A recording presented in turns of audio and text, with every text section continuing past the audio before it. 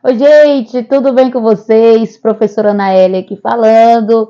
Não esquece de curtir, de comentar, falar como é que está sendo essa experiência para você, o que você tem aprendido com essas aulas. É muito importante eu ver aqui o seu feedback, tá bom? Vamos para mais uma matéria da do nosso curso de psicanálise e nós estamos falando o que? Sobre clínica psicanalítica, né? Vamos aprender um pouquinho. Então, antes da gente falar sobre o que acontece, nós vamos falar sobre quem foi que criou, como foi que surgiu a psicanálise. Como você já sabe, o pai da psicanálise é quem? Dr. Freud, né? Tudo começou por ele. Então, eu vou dar aqui uma pequena introdução, lembrando que essa apostila, todo o material é passado para você também, tá? Então, você vai ter esse material também aí para você fazer os seus estudos. Bom, gente, né, antes de falarmos sobre esses detalhes, sobre as funções e os pré-requisitos para se tornar um psicanalista, é crucial que, de qualquer interesse, ou seja, é crucial que você saiba quem é a pessoa que trouxe a psicanálise para a gente, que é quem? Freud, como eu já estava falando. Bom, os primeiros passos da psicanálise foram dados por Sigmund Freud, que foi em 1856 a 1939. Um médico neurologista nascido na região da Morávia. Na tentativa de curar sofrimentos histéricos de suas pacientes, Freud aprofundou seus estudos na psique humana. Para isso, utilizou de métodos distintos que são base para conclusões que posteriormente originaram a psicanálise, entre outras, massagem e eletroterapia. Então, Freud foi aí que começou. Freud foi a pessoa que trouxe a psicanálise para a gente, que até hoje nós conhecemos. Então, Freud é considerado o pai da psicanálise. Através das pesquisas, através do que Freud fez, a psicanálise surgiu para ajudar as pessoas que precisam dessa intervenção, que precisam fazer terapia, que precisam dominar os seus monstros. Mas para isso, como vocês sabem, houve um grande percurso até Freud chegar a se tornar o pai da psicanálise, tá? Depois de todas essas tentativas, Freud chegou à conclusão de que era por meio da fala dos pacientes que teria as melhores respostas para alcançar a cura. Olha aí. Então, Freud descobriu que através da fala, ou seja, através da análise que ele fazia com os pacientes, é que ele percebeu que aí poderia vir a cura que aquelas pessoas, aqueles pacientes chegavam para ele. Então, Freud começou a usar essa técnica, ou seja, a escuta flutuante, né? Ouvir o que a pessoa está falando para que ele pudesse, através da fala do paciente, poder entender e entregar algumas chaves. Gente, eu falo chave, isso na minha linguagem, tá? Mas entregar aquilo que o paciente precisava, que outrora ele não tinha, ou seja, ele não tinha uma percepção daquela situação. Então, através daí, Freud percebeu que a cura poderia vir através da fala. Assim nasceu o método da associação livre, né? Olha aí, que é utilizado até os dias de hoje. Nos anos que seguiram, o médico aprimorou sua percepção em relação à psique humana, criando conceitos de trauma e as teorias dos sonhos e do inconsciente. Além da teoria do complexo de Édipo, nascia assim a psicanálise. Bom, mesmo depois de Freud, né, os métodos foram aprimorados por outros profissionais. Entre eles podemos citar Anna Freud, que é quem? A filha de Freud. Anna ali foi no ano de 1895 a 1982. Como eu já falei, a filha de Freud, também inimiga de Melanie Klein. Você vai entender isso no decorrer das outras matérias, tá bom? A Melanie Klein já surge ali também em 1882 a 1960. Ambas defendiam posições antagônicas sobre a psicanálise em crianças, mas foi nas mãos do francês Jacques Lacan, que ele já ali em 1901 a 1981, que a psicanálise teve a sua maior remodelação, né? Sua maior contribuição foi a de retornar a conceitos freudianos, utilizando da linguística, colocando no campo da ação da psicanálise, ou seja, na fala, tá? Atualmente a psicanálise é fruto de avanços teóricos e técnicos e seu reconhecimento mundial, principalmente em países da Europa e da América Latina. Professora, que interessante. Então, a gente já começou a ver aqui nessa aula como foi que surgiu ali a psicanálise, dando uma pequena introdução, para a gente poder entender como é o trabalho de um psicanalista. O que o psicanalista faz? O psicanalista atualmente entende-se que a análise provinda da terapia psicanalística não é decorrente apenas da necessidade do ser humano de se curar. Olha só, de doenças específicas como fobias, depressão ou transtorno de ansiedade. Muitas vezes essas doenças são consequências de conflitos emocionais que causam uma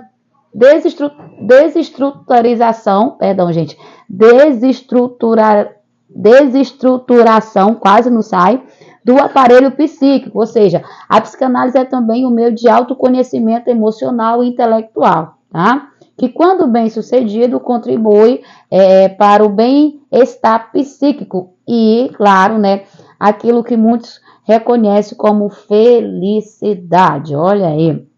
A psicanálise nesse contexto, ela vai assumir um papel fundamental. Ela irá fazer o diagnóstico do paciente e orientar a análise dele de maneira que possa realizar o tratamento e curá-lo.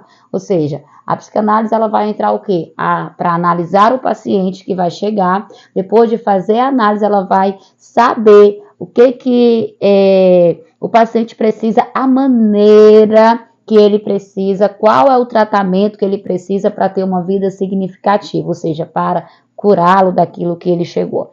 Para isso, o profissional ele vai utilizar as suas principais ferramentas. Que principal ferramenta é essa? Fala e audição. É isso mesmo, meu amor. Qual é a principal ferramenta de um terapeuta que é para você decorar? Olha aqui o que a professora está falando. Qual é a principal ferramenta de um psicanalista? É a fala e a audição. Qual a principal ferramenta de um médico? É o bisturi? Ok. Qual a principal ferramenta de um advogado? E aí? Todos têm a sua ferramenta. Então, a principal ferramenta de um psicanalista clínico é a audição e também a fala, tá bom? É por meio do fazer, falar ou fazer e ouvir. Ou seja, é por meio do fazer, falar e fazer ouvir. Então, é através daí que o psicanalista ele vai usar a abordagem necessária para aquele paciente. Então, as armas que ele tem, as ferramentas que ele tem, os métodos que ele tem, é falar e ouvir. É falar e ouvir. Olha aí, não esquece disso, tá? Previamente ensinadas por Freud, que o psicanalista irá trilhar os 3 principais caminhos para a análise: vencer resistências, interpretação e construção. Segundo Freud, a gente vai precisar passar por isso, né? Que é os desafios que nós precisamos romper, que é vencer resistências, interpretação e a construção. O psicanalista vencendo isso com o seu paciente, ele vai conseguir, de certeza, dar uma visão, dar uma outra possibilidade para aquela situação que o paciente chegou no consultório. Então, isso aí é fundamental, tá? Como é o trabalho de um psicanalista, gente? Eita! Bom, o psicanalista poderá trabalhar atendendo em consultórios, um formato clássico e mais difundido como representação da profissão, mas também poderá atuar clinicamente em hospitais e centros psiquiátricos. Neste primeiro local, ele irá ter uma relação mais próxima e terá mais tempo com seu paciente, possibilitando assim que o processo psicanalítico, de compreensão com o inconsciente seja realizado com mais calma, tá? Usualmente, o psicanalista recebe seus pacientes em uma sala em prédios comerciais, muitas vezes dividida com outros psicanalistas, tá? Faz a marcação de horário e também recebe o valor cobrado pelas consultas. Só que também tem alguns lugares que os profissionais eles atendem os seus pacientes nas suas próprias casas, como, por exemplo, no seu apartamento ou um espaço já adaptado na casa, né? E, de preferência, ele tenta deixar o ambiente mais confortável, mais aconchegante, mais cara de casa mesmo possível, né? Para que o paciente se sinta mais à vontade para quando ele for realizar o atendimento, tá? No trabalho realizado em clínicas, hospitais, o psicanalista tem como objetivo, primeiro, realizar o diagnóstico do paciente e realizar o seu tratamento, tá? Como geralmente o paciente não está no local por vontade própria e poderá ser sob efeito de remédios, a colaboração é menor e isso acarreta um tratamento mais lento. Como assim? Eu vou explicar essa parte. Muitos dos pacientes vão para a terapia porque o pai, a mãe, o marido, a esposa, o tio, o filho, enfim, estão levando, entre aspas assim, obrigando de uma certa maneira a eles fazerem esse tratamento. Então vai ter uma resistência maior. Por que vai ter uma resistência maior? Porque eles estão lá contra a sua vontade, eles não estão lá porque eles querem. E a terapia, já para dar certo, a terapia para que já tenha um resultado bom, é o paciente que tem que saber que ele precisa. É o paciente que tem que ir atrás do terapeuta. Não é o terapeuta que tem que ligar para o paciente, o terapeuta tem que ir atrás do paciente, não. Isso já faz parte da terapia quando o paciente sabe que precisa dessa intervenção, quando ele sabe que precisa dessa atenção necessária. Então, o que vai acontecer? Muitos deles já vão obrigados por alguém, então eles já estão lá contra a vontade deles, então já vai ter uma barreira, uma certa resistência, fazendo com que esse processo já seja mais demorado, né, para aquele paciente. Agora, quando ele vai, porque ele sabe que precisa, porque ele sabe que precisa dessa intervenção, é mais fácil para ele, tá, gente? É muito mais fácil, porque ele se permitiu, ele está disposto a ir, ele está disposto a lutar por ele mesmo, ele está disposto a vencer aquelas barreiras que estão na sua frente. Agora, quando é a família que leva ou vai obrigado, ele tem essa resistência, tá bom? É importante eu falar isso aqui, tá? No Brasil, não há nenhuma lei que proíba que a psicanálise seja exercida. No Brasil, não há nenhuma lei que proíba que a psicanálise seja exercida, tá? Portanto, como prevê a Constituição, esta poderá ser exercida livremente por qualquer cidadão, desde que respeitando os limites de atuação a que se propõe essa ciência, embora haja visto, né, o quê? Tentativas de regulamentação ao longo dos anos, nenhuma delas ainda obteve sucesso. Esse fato, porém, não se configura como um aspecto negativo para a profissão. A psicanálise é uma área muito bem vista no Brasil, tanto por pacientes quanto pela academia, que utiliza de seus estudos como base para artigos, dissertação e teses, tá? Um fato que provável Tal fato é a constante procura de pacientes e também de interessados a se tornarem novos profissionais psicanalistas, né? Novos profissionais que são vocês, psicanalistas, meus futuros psicanalistas aí que vão estar atendendo. Como é o mercado de psicanálise no Brasil, gente? Como é que é esse mercado, tá? Vamos falar um pouquinho sobre isso.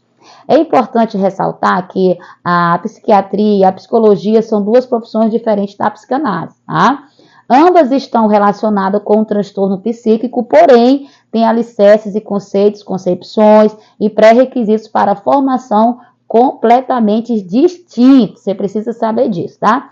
A psiquiatria é uma especialidade dentro da medicina, uma profissão regulamentada que possui seu próprio conselho, ok? Esta área tem interesse na cura por meio de procedimentos biomédicos, tá? Atrelados a outros psíquicos. Daí o uso de medicamento por parte desse profissional, tá? A psicologia, por sua vez, é considerada uma ciência cujo propósito é estudar o comportamento humano e, para isso, utiliza de abordagens diversas. Então, aqueles formandos nessa área são classificados como cientistas cognitivos, comportamentais ou social. Deu para entender isso, gente? Essa separação, porque tem muitas pessoas que confundem, né? Então, aqui você já aprende o que é a psiquiatria e aqui também você aprende o que é a psicologia e o que faz cada um desses profissionais. Não esquece de curtir, não esquece de comentar e vamos para a próxima aula.